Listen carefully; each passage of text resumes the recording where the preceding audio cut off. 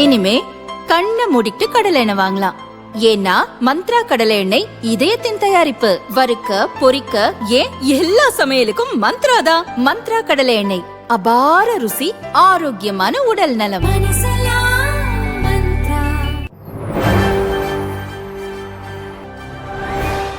அண்ணாமலை பெயர் இன் R out?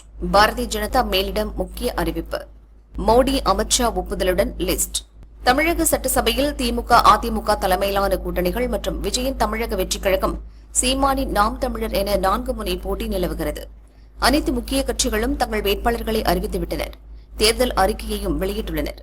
ஆனால் திமுக கூட்டணியில் உள்ள காங்கிரசும் அதிமுக கூட்டணியில் உள்ள பாரதிய ஜனதாவும் வேட்பாளர் பட்டியலை வெளியிடவில்லை. வேட்பாளர் தேர்வில் எழுப்பறி நடப்பதாக தகவல்கள் வெளியாகி வந்தன. பாரதிய ஜனதாவை பொறுத்தவரை அண்ணாமலை விவகாரம் கொழுந்துவிட்டு எரிகிறது. அதாவது பாரதிய ஜனதாவுக்கு வெற்றி வாய்ப்புள்ள தொகுதிகளையும் அண்ணாமலை போட்டியிட விரும்பிய தொகுதியையும் அதிமுக ஒதுக்கீடு செய்யவில்லை என்று பாரதிய ஜனதாவின் ஒரு தரப்பினர் குற்றம் சாட்டி வருகின்றனர். இதனால் வருத்தத்தில் இருக்கும் அண்ணாமலை இந்த தேர்தலில் போட்டியிட மாட்டேன் என்று தலைமையிடம் சொன்னதாக கூறப்படுகிறது. இதுபற்றி பல ஊகங்கள் கிளம்பி வரும் நிலையில் அண்ணாமலைக்கு ஆதரவாக அவரது ஆதரவாளர்கள் கொந்தளித்துவிட்டனர். அண்ணாமலைக்கு கோவையில் ஒரு தொகுதியை கண்டிப்பாக ஒதுக்க வேண்டும் என்று போர்க்கொடி தூக்கியுள்ளனர். இதனால் அண்ணாமலை பாரதிய ஜனதா வேட்பாளர் பட்டியலில் அண்ணாமலை பெயர் இடம்பெறுமா, இடம்பெற்றால் அவருக்கு எந்த தொகுதி ஒதுக்கப்படும் என்ற எதிர்பார்ப்பும் நிலவுகிறது. இவ்வளவு எதிர்பார்ப்புக்கு மத்தியில்தான் பாரதிய ஜனதா வேட்பாளர் பட்டியல் வெளியிடப்பட இருப்பதாக உறுதியான தகவல் வந்துள்ளது. பாரதிய ஜனதாவில் வேட்பாளர்களை தேர்வு செய்ய ஒவ்வொரு தொகுதிக்கும் தலா 3 பேர் அடங்கிய பட்டியல் தயாரிக்கப்பட்டு கட்சியின் தேசிய தலைமைக்கு அனுப்பி வைக்கப்பட்டது. அதன் அடிப்படையில்தான் இப்போது பாரதிய ஜனதா வேட்பாளர்கள் தேர்வு செய்யப்பட்டுள்ளனர். பட்டியல் முழுமையாக தயாராகிவிட்டது. மத்திய அமைச்சரும் தமிழக பாரதிய ஜனதா தேர்தல் பொறுப்பாளருமான பியூஷ் கோயல் இன்று சென்னை வருகிறார். அவர் தலைமையில் மத்திய தேர்தல் குழு கூட்டம் நடக்கிறது. வீடியோ கான்பரன்ஸ் மூலம் பிரதமர் மோடி, மத்திய அமைச்சர் அமித்ஷா, பாரதிய ஜனதா தேசிய தலைவர் நிதின் நபீன் உள்ளிட்ட மூத்த தலைவர்கள் பங்கேற்க இருப்பதாக தெரிகிறது. இந்த கூட்டம் முடிந்ததும் தமிழக சட்டசபை தேர்தலில் போட்டியிட உள்ள பாரதிய ஜனதா வேட்பாளர்களின் பட்டியலை பியூஷ் கோயல் முறைப்படி வெளியிடுகிறார். அதேபோல் தமிழக சட்டசபை தேர்தலுக்காக பாரதிய ஜனதாவின் தேர்தல் அறிக்கையும் வெளியாக உள்ளது. சிட்டிங் எம்பி டு எம்எல்ஏ வேட்பாளர் திருமாவளவன் எதிர்பாராத அடி. விசிகாவில் வெடித்த பூகம்பம், பரபரப்பு. சிட்டிங் எம்பியாக இருக்கும் திருமாவளவன் திடீரென சட்டசபை தேர்தலில் வேட்பாளராக குதித்துவிட்டார். மீதி இருந்த 7 சீட்டில் அவரது அக்கா மகளுக்கும் வாய்ப்பு கொடுக்க உட்கட்சியில் பூகம்பம் வெடித்துவிட்டது. இதன் மோதலின் உச்சமாக விசிக வேட்பாளர்கள் அறிமுக கூட்டத்தை சீட் மறுக்கப்பட்ட சிட்டிங் எம்எல்ஏக்களும் முக்கிய நிர்வாகிகளும் புறக்கணித்திருப்பதும், கூட்டம் முடிந்து திருமாவளவன் செய்தியாளர்கள் சந்திப்பை தவிர்த்ததும் பரபரப்பை ஏற்படுத்தியுள்ளது. திமுக கூட்டணியில் விசிகாவுக்கு இந்த முறை 8 சீட் கிடைத்தது. இதில் களமிறங்க கட்சியினர் இடையே கடும் போட்டி நிலவியது. குறிப்பாக காட்டுமன்னார் கோயில், கள்ளக்குறிச்சி தொகுதிகளில் ஏராளமானவர்கள் சீட்டு கேட்டனர். இங்கு திருமாவளவன் முன்னிலையில் நடந்த நேர்காணலிலேயே சிலர் வாக்குவாதத்தில் ஈடுபட்டு பாதியில் வெளியேறியதாக கூறப்பட்டது. இதற்கிடையே கட்சி அலுவலகம் வராமலேயே முகநூல் பக்கத்தில் வீடியோ வெளியிட்டு வேட்பாளர்களை அறிவித்தார் திருமாவளவன். விசிகாவினர் மட்டுமின்றி மற்ற கட்சியினரும் எதிர்பார்க்காத வகையில் சிட்டிங் எம்பியான திருமாவளவன் தான் காட்டுமன்னார் கோயிலில் போட்டியிட உள்ளதாக அறிவித்தார். அதேபோல் அவரது அக்கா பானுமதி மகள் மாலதியையும் கள்ளக்குறிச்சி வேட்பாளராக நிறுத்தினார். இப்போதைய சிட்டிங் எம்எல்ஏக்களில் எஸ் பாலாஜி, ஆளூர் ஷானவாஸ், பனையூர் பாபு ஆகியோருக்கு வாய்ப்பு மறுக்கப்பட்டது. இந்நிலையில்தான் விசிக வேட்பாளர்களை அறிமுகப்படுத்தும் நிகழ்ச்சி சென்னை அசோக் நகரில் உள்ள விசிக அலுவலகத்தில் நடந்தது. இதை கட்சியின் மாநில, மாவட்ட நிர்வாகிகள் புறக்கணித்தனர். சீட்டு கிடைக்காத சிட்டிங் எம்எல்ஏக்கள் பாலாஜி, ஆளூர் ஷானவாஸ், பனையூர் பாபு ஆகியோரும் பங்கேற்கவில்லை. நிகழ்ச்சி முடிந்ததும் திருமாவளவன் செய்தியாளர்களை சந்திப்பார் என்று தெரிவிக்கப்பட்டிருந்தது. ஆனால் அவர் சந்திக்காமல் சென்றுவிட்டார். இதன் மூலம் விசிகாவில் நடக்கும் உட்கட்சி பூசல் வெட்ட வெளிச்சமாகிவிட்டது என்கின்றனர் அரசியல் நிபுணர்கள்.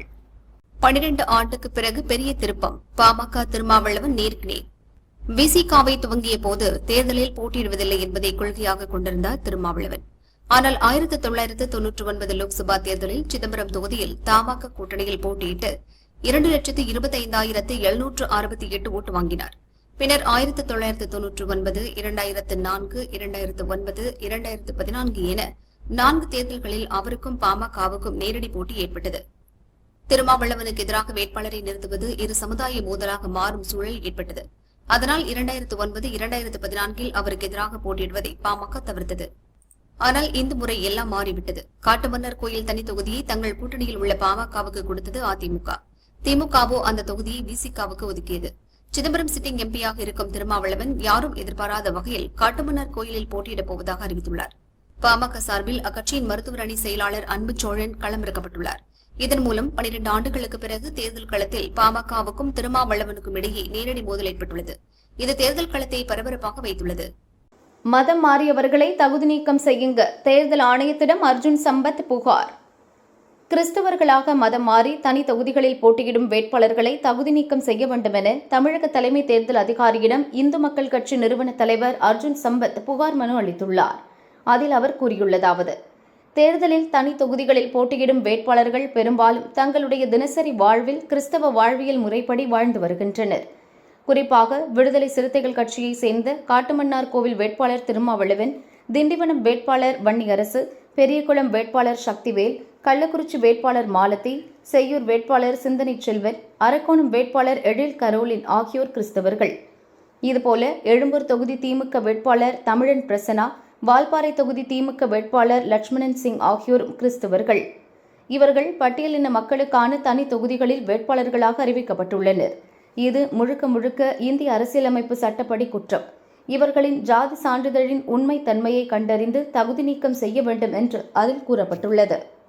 லஷ்கர் இ தொய்பா முக்கிய பயங்கரவாதி கைது. டெல்லியில் பல்வேறு பகுதிகளில் சமீபத்தில் தேச விரோத போஸ்டர்கள் ஒட்டப்பட்டன. போலீசார் விசாரணை நடத்தியதில் வங்கதேச இளைஞர்கள் சிலருக்கு தொடர்பு இருப்பது கண்டறியப்பட்டது. இந்த விவகாரத்தில் கைதானவர்களிடம் நடத்திய கிடுக்குப்பிடி விசாரணையில் தமிழகத்தின் திருப்பூரில் உள்ள ஆயத்த ஆடை உற்பத்தி தொழிற்சாலையில் வங்கதேசத்திலிருந்து ஊடுருவிய 7 பேர் பணியாற்றி வருவதும் லஷ்கர் இ தொய்பா பயங்கரவாத அமைப்புடன் அவர்களுக்கு தொடர்பு இருப்பதும் தெரியவந்தது.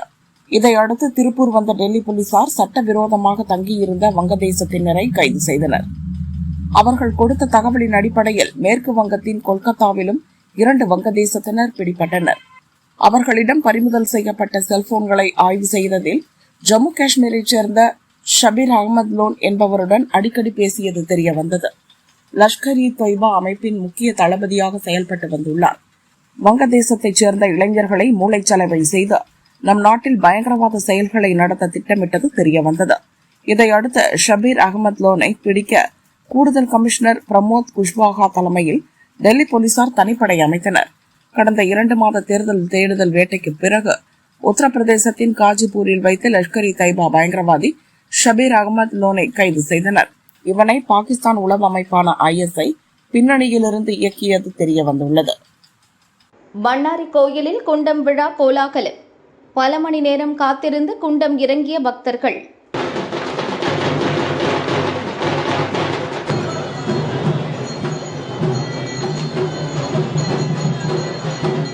சத்தியமங்கலம் புலிகள் காப்பக வனப்பகுதியில் உள்ள பண்ணாரி மாரியம்மன் கோயிலில் குண்டம் திருவிழா கடந்த 16ஆம் தேதி பூச்சாட்டுதலுடன் துவங்கியது. இதைத் தொடர்ந்து 17ஆம் தேதி அலங்கரிக்கப்பட்ட சப்பரத்தில் அம்மன் பவானி சாகர், சத்தியமங்கலம் மற்றும் 100க்கும் மேற்பட்ட கிராமங்களில் உலா வரும் நிகழ்ச்சி நடந்தது. மார்ச் 24ஆம் தேதி இரவு அம்மன் சப்பரம் கோயிலை வந்தடைந்தது. அதைத் தொடர்ந்து இன்று அதிகாலை 3 மணிக்கு குண்டம் இறங்கும் நிகழ்ச்சி துவங்கியது. சக்கரசம்பாளையம், இக்கரை நெகமம், புதூர், வெள்ளையம்பாளையம் கிராமங்களைச் சேர்ந்த பெரியவர்கள் குண்டத்துக்கு இட்ட நெருப்பினை மூங்கில் கம்புகளால் தட்டி சீராக பரப்பினர். 11 அடி நீளம் 5 அடி அகலத்துக்கு குண்டம் தயார் செய்யப்பட்டது. சரியாக 3:50 மணிக்கு பூசாரி பார்த்திபன் குண்டம் இறங்கி துவக்கி வைத்தார்.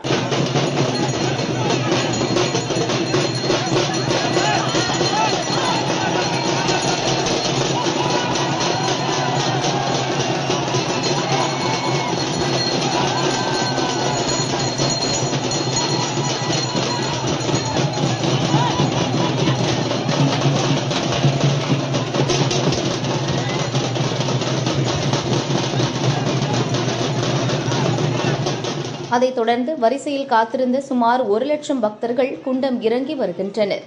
மதியம் 1 மணி வரை குண்டம் இறங்கும் நிகழ்ச்சி நடக்கும்.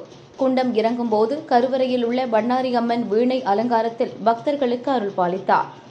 குண்டம் இறங்கிய பக்தர்கள் நேரடியாக கோயிலுக்கு சென்று அம்மனை தரிசித்தனர்.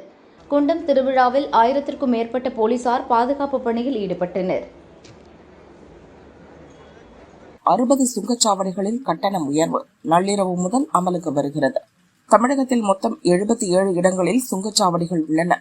இந்த சுங்கச்சாவடிகளில் ஆண்டுதோறும் கட்டண உயர்வை நடைமுறைப்படுத்த தேசிய நெடுஞ்சாலை ஆணையத்திற்கு மத்திய அரசு அனுமதி வழங்கியுள்ளது. அதன்படி தமிழகத்தில் உள்ள 60 சுங்கச்சாவடிகளில் மட்டும் இன்று நள்ளிரவு முதல் கட்டணம் உயர்கிறது. குறைந்தபட்சம் 10 ரூபாய் முதல் 25 ரூபாய் வரை கட்டண உயர்வு நடைமுறைக்கு வர உள்ளது.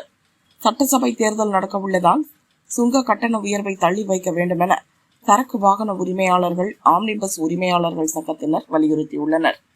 இந்த தகவல் தமிழகத்தில் உள்ள தேசிய நெடுஞ்சாலை ஆணைய அதிகாரிகள் வாயிலாக டெல்லியில் உள்ள தலைமை அலுவலகத்திற்கு அனுப்பி வைக்கப்பட்டு முடிவு நிலுவையில் உள்ளது. பாகிஸ்தான் மூலம் பேச்சா? மூக்கை உடைத்த ஈரான். ட்ரம்பின் கோரிக்கை நியாயமே இல்லை. ஈரான் மற்றும் அமெரிக்க இஸ்ரேல் கூட்டுப்படைகளிடையே 1 மாதமாக போர் நடக்கிறது. ஹார்முஸ் ஜலசந்தியை ஈரான் மூடியதால் சர்வதேச அளவில் எண்ணெய், LPG சப்ளை பாதிக்கப்பட்டது. ஈரானுடன் தற்காலிக போர் நிறுத்தம் செய்யப்படும் என அமெரிக்க அதிபர் ட்ரம்ப் அறிவித்தார். ஆனால் அமெரிக்கா சொல்வது போல் எந்த பேச்சுவார்த்தையும் நடைபெறவில்லை என்று ஈரான் மறுத்துள்ளது. இந்த விவகாரத்தில் திடீரென மூக்கை நுழைத்த பாகிஸ்தான் ஈரான் போர் தொடர்பாக பல நாட்டு அமைச்சர்களுடன் ஆலோசனை நடத்தியது. அதில் சவுதி அரேபியா, எகிப்து, துருக்கி உள்ளிட்ட நாடுகளின் வெளியுறவுத்துறை அமைச்சர்கள் பங்கேற்றனர். இந்த கூட்டத்திற்கு பின்னர் ஈரான், அமெரிக்கா இடையே சமரசம் செய்து வைக்க தயாராக இருப்பதாக பாகிஸ்தான் அறிவித்தது. பாகிஸ்தான் மூலம் மறைமுகமாக ஈரானுடன் பேச்சுவார்த்தை நடத்தி வருவதாக ட்ரம்பும் தெரிவித்தார். தங்களின் 15 அம்ச கோரிக்கைகளை ஈரான் ஏற்றுக்கொண்டுள்ளதாகவும் அவர் குறிப்பிட்டார். இதை ஈரான் வெளியுறவு அமைச்சகம் திட்டவட்டமாக மறுத்துள்ளது. இது தொடர்பாக இந்தியாவில் உள்ள ஈரான் தூதரகம் வெளியிட்டுள்ள பதிவில், அமெரிக்கா தன் நிலைப்பாட்டை மாற்றிக்கொண்டே இருக்கிறது, எங்களது நிலைப்பாடு ஸ்திரமாக உள்ளது என கூறியுள்ளது. அமெரிக்காவுடன் நேரடியாக பேச்சுவார்த்தை எதுவும் நடத்தவில்லை. அளவுக்கு அதிகமான மற்றும் நியாயமற்ற கோரிக்கைகள் மட்டுமே இடைத்தரகர்கள் வாயிலாக தெரிவிக்கப்பட்டுள்ளன. பாகிஸ்தான் மூலம் சமரச பேச்சுவார்த்தை எதுவும் நடைபெறவில்லை. பாகிஸ்தானில் நடைபெறும் கூட்டத்தில் ஈரான் பங்கேற்கவில்லை என்று குறிப்பிட்டுள்ளது.